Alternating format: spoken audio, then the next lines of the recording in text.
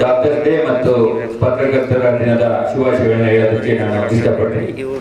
ಈ ದಿನ ಎಲ್ಲ ಪತ್ರಕರ್ತರಿಗೆ ವಿಶೇಷವಾಗಿ ಯುನೈಟೆಡ್ ಹಾಸ್ಪಿಟಲ್ ವತಿಯಿಂದ ಒಂದು ಸಂಪೂರ್ಣವಾಗಿ ಒಂದು ಮೆಡಿಕಲ್ ಚೆಕಪ್ ಅನ್ನ ಆಯೋಜನೆ ಮಾಡಿದ್ದಾರೆ. ಅದಕ್ಕಾಗಿ ನಾನು ಯುನೈಟೆಡ್ ಹಾಸ್ಪಿಟಲ್ ಡಾಕ್ಟರ್ ಸುಬ್ಬಾರೆಡ್ಡಿ ಅವರು ಮತ್ತು ಅವರ ತಂಡಕ್ಕೆ ಅಭಿನಂದನೆಗಳನ್ನ ಹೇಳೋದಕ್ಕೆ ಇಷ್ಟಪಡ್ತೇನೆ.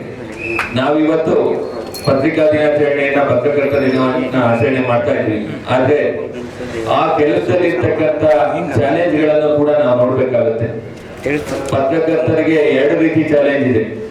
ಒಂದು, ಈಗ ಏನು ಇಂಟರ್ನೆಟ್ ಬಂದಿದೆ, ಆರ್ಟಿಫಿಷಿಯಲ್ ಇಂಟೆಲಿಜೆನ್ಸ್ ಬಂದಿದೆ, ಈ ಯುಗದಲ್ಲಿ ವಿಷಯವನ್ನ ಪತ್ರಕರ್ತರಾಗಿ ನೀವು ವಿಷಯಗಳನ್ನ ತಿಳಿಸ್ತಕ್ಕಂಥದ್ದು ಎಷ್ಟು ವೇಗವಾಗಿ, ವೇಗದ ಜೊತೆಗೆ ಎಷ್ಟು ಸರಿಯಾದ ಮಾಹಿತಿಯನ್ನು ತಲುಪಿಸ್ತೀರಾ ಅನ್ನೋದು ಕೂಡ ನಿಮ್ಗೆ ಒಂದು ಚಾಲೆಂಜ್ ಆಗಿದೆ. ಯಾಕಂದ್ರೆ ಇತ್ತೀಚಿನ ದಿನಗಳಲ್ಲಿ ನೀವಲ್ಲದೆ ಪತ್ರಕರ್ತರ ಮಿತ್ರರಲ್ಲದೆ ಬಹಳ ಜನಗಳು ವಿಷಯಗಳನ್ನ ಸೋಷಿಯಲ್ ಮೀಡಿಯಾ ಮುಖಾಂತರ ಬೇರೆಯವರಿಗೆ ತಲುಪಿಸ್ತಾರೆ.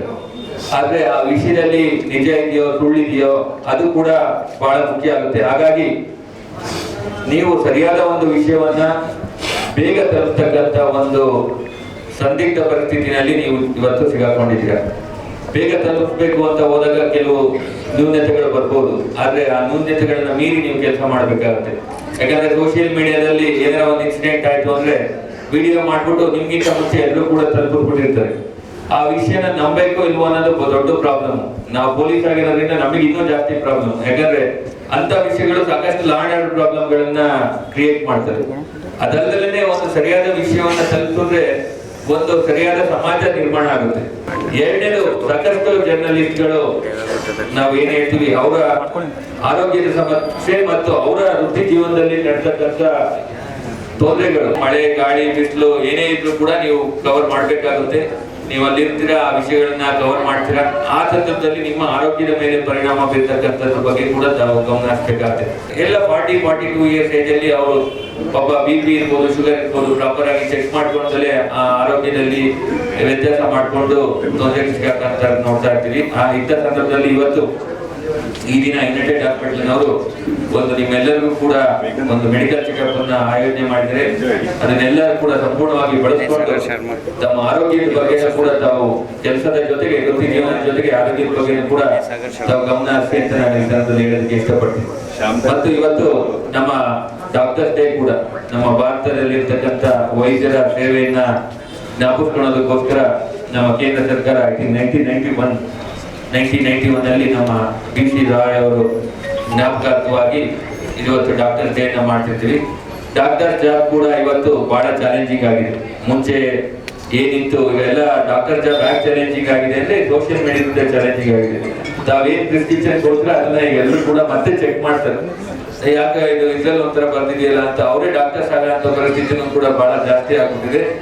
ಹಾಗಾಗಿ ನಿಮ್ಮ ಕೆಲಸನ ಕೂಡ ಚಾಲೆಂಜ್ ಆಗಿದೆ. ಮತ್ತೆ ನಿಮ್ಗೆ ಬರ್ತಕ್ಕಂಥ ಸಂದರ್ಭದಲ್ಲಿ ಅವರು ಬೇರೆ ಕಡೆ ಟ್ರೀಟ್ಮೆಂಟ್ ತಗೊಂಡಿರ್ತಾರೆ ಅಥವಾ ಯಾವುದೇ ಸೆಲ್ಫ್ ಟ್ರೀಟ್ಮೆಂಟ್ ಗಳು ತಗೊಂಡಿರ್ತಾರೆ. ಅಂಥವ್ರನ್ನೆಲ್ಲ ನೀವು ಕರೆಕ್ಟ್ ಆಗಿ ಟ್ರೀಟ್ಮೆಂಟ್ ಕೊಟ್ಟು ಇದು ಮಾಡಬೇಕಾಗತ್ತೆ. ಸಾಕಷ್ಟು ಸಂದರ್ಭದಲ್ಲಿ ನಾವು ಯಾರೇ ರೋಗಿಗಳಾಗಿರ್ಬೋದು ಅಥವಾ ರೋಗಿಯ ಕುಟುಂಬದವರು ಡಾಕ್ಟರ್ಸ್ನ ದೇವರ ರೂಪದಲ್ಲಿ ನೋಡ್ತೀವಿ. ನಾವು ಡಾಕ್ಟರ್ಸ್ ಅಂದ್ರೆ ಬರೀ ವೈದ್ಯರು ಒಂದು ಪ್ರೊಫೆಷನಲಿಸಮ್ ಅಂತ ನೋಡೋದಿಲ್ಲ, ಅವರೊಂದು ಡಾಕ್ಟರ್ಸ್ ವೃತ್ತಿ ಅಂತ ನೋಡೋದಿಲ್ಲ, ಸೇವೆ ಅಂತ ನೋಡ್ತೀವಿ. ಆ ಸೇವಾ ಮನೋಭಾವ ಡಾಕ್ಟರ್ಸ್ ಗಳಲ್ಲಿ ಬಂದ್ರೆ ಇನ್ನೂ ಕೂಡ ಹೆಚ್ಚಿನ ಅನುಕೂಲ ಆಗುತ್ತೆ. ಯಾಕಂತಂದ್ರೆ ಯಾರೇ ಒಬ್ರು ಪೇಷಂಟ್ ಬಂದ್ರೆ ನಾವು ದುಡ್ಡು ಕೊಡ್ತೀವಿ ಸೇವೆ ಕೊಡಿ ಅಂತ ಯಾರು ಬರೋದಿಲ್ಲ, ಸೇವೆ ಚೆನ್ನಾಗಿದ್ರೆ ಮಾತ್ರ ಬರ್ತಾರೆ. ಹಾಗಾಗಿ ಅಂತ ಒಂದು ಕೆಲಸವನ್ನ ನಾವೆಲ್ಲ ಡಾಕ್ಟರ್ಸ್ ಗಳು ಮಾಡ್ತಾ ಇದ್ದಾರೆ. ಅದು ಗೌರ್ಮೆಂಟ್ ಅಲ್ಲಿ ಇರ್ಬೋದು, ಪ್ರೈವೇಟ್ ಅಲ್ಲಿ ಇರ್ಬೋದು. ಆ ಎಲ್ಲ ಏನು ಅವ್ರಿಗೆ ಚಾಲೆಂಜಸ್ ಎಲ್ಲ ಇದೆ ಎಲ್ಲ ಮೀರಿ ಮಾಡ್ತಾ ಇದ್ದಾರೆ. ಅವರೆಲ್ಲರಿಗೂ ಕೂಡ ನಾನು ಇವತ್ತು ವೈದ್ಯಕೀಯ ದಿನದಂದು ಅವರಿಗೆ ಮತ್ತೊಮ್ಮೆ ನಾನು ಅಭಿನಂದನೆಗಳನ್ನ ಹೇಳ್ತೀನಿ. ಮುಖ್ಯಮಂತ್ರಿ ಗಮನಕ್ಕೆ ನಾವು ತರ್ತೀವಿ. ಡಿಮಾಂಡ್ ಬೇಕು, ಕೇಂದ್ರ ಸರ್ಕಾರದ ದುಡ್ಡು ಕೊಡಬೇಕು. ಯಾಕಂದರೆ ನಮ್ಮಲ್ಲೇ ಇದರ ಅಭಿವೃದ್ಧಿ ವಿಚಾರದೊಳಗೆ ನಮಗೆ ಕೋಆಪ್ರೇಟ್ ಮಾಡಬೇಕು. ಈಗ ಪ್ರತಿ ಸತಿ ಹಿಂದಿನ ಗೌರ್ಮೆಂಟ್ ಇದ್ದಕ್ಕೆ ಬರೀ 2,000-3,000 ಅಷ್ಟೇ ಕೊಟ್ಟರು. ಸಿದ್ದರಾಮಯ್ಯನವರು ಈ ವರ್ಷ 5,000 ಕೋಟಿ ಕೊಟ್ಟಿದ್ದಾರೆ. ಇವತ್ತು 5,000 ಕೋಟಿದು ನಾವಿವತ್ತು ಯೋಜನೆಯನ್ನು ರೂಪ ಮಾಡೋಕ್ಕೆ ಇವತ್ತು ಸಭೆಯನ್ನು ಕರೆದಿದ್ದು. ಹೀಗಾಗಿ ಅದ್ರ ಬಗ್ಗೆ ಕೇಂದ್ರ ಸರ್ಕಾರದವರು ನಿಜವಾಗಲೂ ರಾಜಕಾರಣ ಮತ್ತೊಂದನ್ನು ಮರೆತು ನಮಗೆ ಹೈದರಾಬಾದ್ ಕರ್ನಾಟಕ ಹೋಗೋಕ್ಕೆ ಹೆಚ್ಚು ಒತ್ತನ್ನು ಸಾಮಾನ್ಯೊಳಗೆ ಸಾಮಾನ್ಯ ಜನರು ಇವತ್ತೇನಾದರೂ ನೆಮ್ಮದಿಯಿಂದ ಬದುಕ್ತಾರೆ ಅಂದರೆ ಗ್ಯಾರಂಟಿ ಸ್ಕೀಮ್ನಿಂದನೇ ಬದುಕ್ತಾ ಇದ್ದಾರೆ. ಕರೋನಾ ಟೈಮ್ದೊಳಗೆ UPA ಸರ್ಕಾರ ಮಾಡಿದಂಥ NREGಯಿಂದನೇ ಜನರು ಬದುಕಿದ್ದು. ಸಿದ್ದರಾಮಯ್ಯನವರು ಅವಧಿ ಒಳಗೆ 7 kg ಅಕ್ಕಿ ಕೊಡ್ತೀನಿ ಅಂತಂದದ್ನೇ ಅಕ್ಕಿಯಿಂದನೇ ಸಾಮಾನ್ಯ ಜನರು ಬದುಕಿದ್ದು. ಆದರೆ ಬಡವ್ರ ಬಗ್ಗೆ ಬರುವಂಥ ಯೋಜನೆ ಬಗ್ಗೆ ಯಾರೂ ಅಪಸ್ವರ ಎತ್ತಬಾರ್ದು ನನ್ನ ವಿನಂತಿ. ಬಡವರು ಆಗಿ ವಾಸ್ತವ ಸತ್ಯ ಏನಂತ ತಿಳ್ಕೊಂಡ್ರೆ ಯಾರೂ ಮಾತಾಡೋಂಗಲ್ಲ, ತಿಳ್ಕೊಳೋದು ಒಳ್ಳೆಯದು. ಸರ್ ಯಾರು ಭಾಳ ಸ್ಪಷ್ಟವಾಗಿ ರಾಜ್ಯದ ಮುಖ್ಯಮಂತ್ರಿಗಳು ಹೇಳಿದ್ದಾರೆ, ಬಂದಾಗ ಪ್ರಶ್ನೆ ಇಲ್ಲ. ಅದು ಯಾವುದೇ ಕಾರಣಕ್ಕೂ ಮುಖ್ಯಮಂತ್ರಿಗಳು ಹೇಳಿದ್ರೆ, ಉಪಮುಖ್ಯಮಂತ್ರಿಗಳು ಹೇಳಿದ್ರೆ, ನಾವು ಅಲ್ಲಿ ಇದ್ರೊಳಗೆ ಸಚಿವ ಸಂಪುಟದಾಗಿದ್ದೀವಿ, ನಮ್ಮ ಹತ್ರನೂ ಮುಖ್ಯಮಂತ್ರಿಗಳು ಹೇಳಿದ್ದಾರೆ. ಅದರ ವಿಚಾರದಾಗ ಯಾರು ಮಾತಾಡಬೇಡಿ. ಯಾವುದೇ ಕಾರಣಕ್ಕೂ ಬಡವರ ಯೋಜನೆ ಬಂದ್ ಮಾಡೋಂಥ ಪ್ರಶ್ನೆ ಇಲ್ಲ. ನಾವು KPCL ಅಭ್ಯರ್ಥಿಗಳು ಕಳೆದ 7 ವರ್ಷಗಳ ಹಿಂದೆ KPCL ಎಕ್ಸಾಮಿನೇಷನ್ ಆಗಿತ್ತು. ಯಾವುದೋ ಸ್ಕ್ಯಾಮ್ನಿಂದ ಅದು ಕೋರ್ಟ್ ಮುಖಾಂತರ ಮತ್ತೆ ಸ್ಟಾಪ್ ಆಗಿತ್ತು ಎಲ್ಲ ಪ್ರೊಸೆಸ್ಗಳು. ಸೊ ಮತ್ತೆ ಡಿಸೆಂಬರಲ್ಲಿ ಮತ್ತೆ ರೀನೋಟಿಫಿಕೇಷನ್ ಆಯಿತು, ಲೈಕ್ ಎಕ್ಸಾಮಿನೇಷನ್ ಆಯಿತು. ಫೆಬ್ರವರಿಯಲ್ಲಿ ಎಕ್ಸಾಮಿನೇಷನ್ ಕಂಡಕ್ಟ್ ಮಾಡಿದರು. ಯಾವುದೇ ಪ್ರಾಬ್ಲಮ್ ಇರಲಾರ್ದೆ ಎಕ್ಸಾಮಿನೇಷನು ಆಯಿತು. ಕಳೆದ 6 ತಿಂಗಳಿಂದ ಯಾವುದೇ ಪ್ರೊಸೆಸ್ಗಳು ನಡೀತಾ ಇಲ್ಲ. ಸೊ ಆಲ್ರೆಡಿ ಎಲ್ಲ ಕ್ಯಾಂಡಿಡೇಟ್ಗಳು ಏಜ್ ಬಾರ್ ಆಗಿದೆ, ಅಂದರೆ ಲೈಕ್ 35-40+ ಆಗಿದೆ. ಆಲ್ರೆಡಿ ಕೊರೋನಾದಿಂದ ತುಂಬ ಜನಕ್ಕೆ ಸಂಕಷ್ಟಗಳಿದೆ, ಉದ್ಯೋಗಗಳು ಆಗ್ತಾ ಇಲ್ಲ, ಯಾವುದೂ ರಿಕ್ರೂಟ್ಮೆಂಟ್ ಆಗ್ತಾ ಇಲ್ಲ. ಸೊ ಅಭ್ಯರ್ಥಿಗಳೆಲ್ಲ ಸ್ಟ್ರೆಸ್ಸಲ್ಲಿದ್ದಾರೆ, ಯಾವುದು ಪ್ರೊಸೆಸ್ಗಳು ಫಾಸ್ಟ್ ಆಗ್ತಾ ಇಲ್ಲ. ಈಗ ಎಕ್ಸಾಮಿನೇಷನ್ ಆಗಿ 6 ತಿಂಗಳಾದರೂ ಕೂಡ ಯಾವುದೇ ಒಂದು ಮೂಮೆಂಟ್ ಕೊಡ್ತಾ ಇಲ್ಲ, ರಿಸಲ್ಟ್ ಬಿಡ್ತಾ ಇಲ್ಲ. ಸೊ ಅಭ್ಯರ್ಥಿಗಳು ಏನು ಮಾಡಬೇಕು? ಈಗ ಆಲ್ರೆಡಿ ನಾವು KPTCL ಡೈರೆಕ್ಟ್ರಿಗೆ ಮತ್ತು KE ಡೈರೆಕ್ಟ್ರಿಗೆ ನಾವು ರಿಕ್ವೆಸ್ಟ್ ಮಾಡಿದ್ದೀವಿ, ಮನವಿ ಮಾಡಿದ್ದೀವಿ. ಅವ್ರು ಯಾವುದೇ ಥರದ ರೆಸ್ಪಾನ್ಸ್ ಮಾಡ್ತಾ ಇಲ್ಲ. ನೀವು KE ಕೇಳಿದರೆ KPTCL ನೇಮ ಹೇಳ್ತಾರೆ, ಅವರು KPTCL ಹೋದರೆ KE ಕೊಟ್ಟೇ ಇಲ್ಲ ಇನ್ನೂ ರಿಸಲ್ಟ್ ಅಂತ ಹೇಳ್ತಾರೆ. ಸೊ ನಾವು ಯಾರಂತ ಕೇಳಬೇಕು? ಸೊ ಅಭ್ಯರ್ಥಿಗಳು ತುಂಬ ಪ್ರಾಬ್ಲಮ್ ಇದ್ದಾರೆ.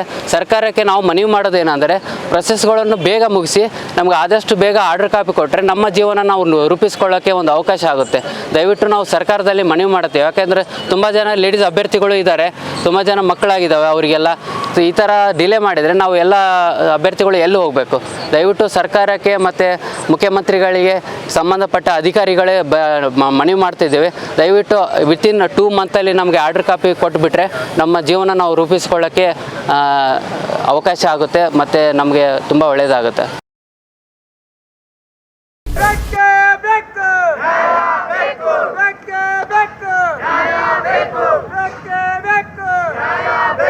ಈ ರಾಜ್ಯದಲ್ಲಿ ಮತ್ತು ಕಲಬುರಗಿ ಜಿಲ್ಲೆಯಲ್ಲಿ ರಾಜ್ಯ ಸರ್ಕಾರದ C ಮತ್ತು D ದರ್ಜೆಯಲ್ಲಿ ಕನ್ನಡಿಗರಿಗೆ ಪ್ರತಿಶತ 100 ಹುದ್ದೆಗಳನ್ನು ನೀಡಬೇಕು ಮತ್ತು ಖಾಸಗಿ ಕಾರ್ಖಾನೆಗಳಲ್ಲಿ ಈ ರಾಜ್ಯದ ಯುವಕರನ್ನು ಸಂಪೂರ್ಣವಾಗಿ ನಿರ್ಲಕ್ಷಿಸಲಾಗಿದೆ.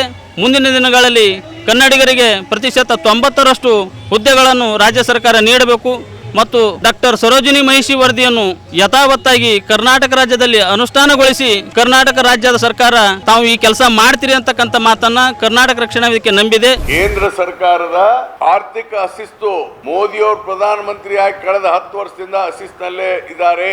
Vijay Kelkar committee fiscal deficit of the central government should not cross 4.5. ಆದ್ರೆ ಇವತ್ತು even today the fiscal deficit is 5.8%. ಅದನ್ನ ನಾವು ಈಗ 5.1 ತರ್ತೀವಿ ಅಂತ ಹೇಳಿದ್ದಾರೆ ಈ ವರ್ಷ. That means what it shows, central government fiscal is highly indisciplined. ಮತ್ತು ಸಾಲ 1952ರಿಂದ 2014ರವರೆಗೆ ಬೇರೆ ಬೇರೆ ಕೇಂದ್ರ ಸರ್ಕಾರಗಳಿದ್ದಾವೆ, ಬೇರೆ ಬೇರೆ ಪ್ರಧಾನಮಂತ್ರಿ ಇದ್ದಾರೆ. I am talking from 1952 to 2014. ಅಷ್ಟು ಸುದೀರ್ಘವಾದ ಕಾಲದಲ್ಲಿ ಭಾರತದ ಆಂತರಿಕ ಮತ್ತು ಬಾಹ್ಯ ಸಾಲ 52 ಲಕ್ಷ ಕೋಟಿ ಇತ್ತು. ಮೋದಿ ಅವರು ಅಧಿಕಾರಕ್ಕೆ ಬಂದ 10 ವರ್ಷದಲ್ಲಿ, ಅಂದರೆ 2014 to 24, ಅವರು ಎಷ್ಟು ಸಾಲ ಮಾಡಿದ್ದಾರೆ? 52 ಲಕ್ಷ ಕೋಟಿ ಜೊತೆಗೆ 130 ಲಕ್ಷ ಕೋಟಿ ಮಾಡಿದ್ದಾರೆ ಸಾಲ. ಅಂದರೆ ಇವತ್ತು ಆಂತರಿಕ ಮತ್ತು ಬಾಹ್ಯ ಸಾಲ ನಮ್ಮ ದೇಶದ್ದು 180 ಲಕ್ಷ ಕೋಟಿ. ಅದರಲ್ಲಿ ಮೋದಿ ಅವ್ರದ್ದೇ 130 ಲಕ್ಷ ಕೋಟಿ, ಅಂದರೆ almost 2.5% more than 65 years of the previous government. ಯಾರು ಜಾಸ್ತಿ ಸಾಲ ಮಾಡಿದ್ದಾರೆ? ಈಗಲೂ ತಗೊಳ್ಳಿ, ಬೇಕಾದ್ರೆ ಇವು ನೋಟ್ ಡೌನ್ ಟುಡೇ. ಈ ವರ್ಷ 18 ಲಕ್ಷ ಕೋಟಿ ಸಾಲ ಮಾಡಿದ್ದಾರೆ. ನಾಳೆ ಬಜೆಟ್ ಕೊಡ್ತಾ ಇದ್ದಾರಲ್ಲ, 18 ಲಕ್ಷ ಕೋಟಿ ಸಾಲ ತೆಗೆದುಕೊಳ್ತಾ ಇದ್ದಾರೆ ಕೇಂದ್ರ ಸರ್ಕಾರ. 18 lakh crores ಇನ್ 1 year.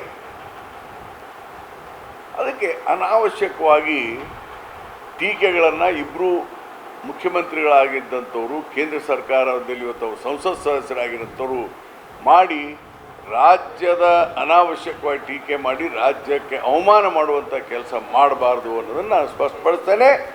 ಅಭಿವೃದ್ಧಿಗೆ ಯಾವುದೇ ಹಣದ ಕೊರತೆ ರಾಜ್ಯ ಸರ್ಕಾರದಲ್ಲಿ ಇಲ್ಲ.